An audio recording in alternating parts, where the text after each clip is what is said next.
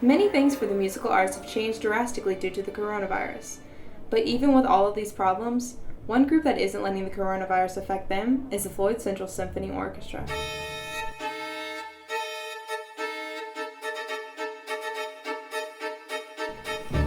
Since Floyd Central decided to break up the students depending on their last names to lessen the amount of people going to school every day, the orchestra has been split up in half, keeping half of its students online and half of them in person every other day. But having these issues does not stop the music that the orchestra aims to produce every year.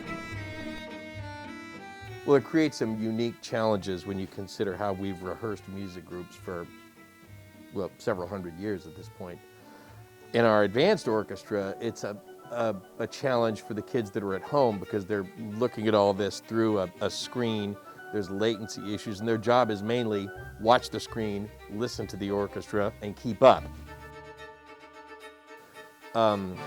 We've adopted a somewhat modified setup for the orchestra to keep proximity issues for the students at a minimum. The basses are very near the bass room and the cellos are near the cello room, so they don't have to walk all through the room after they get their instruments.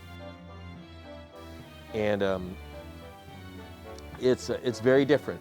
I'll say what the director of Kentucky Opera said. It's a very different year.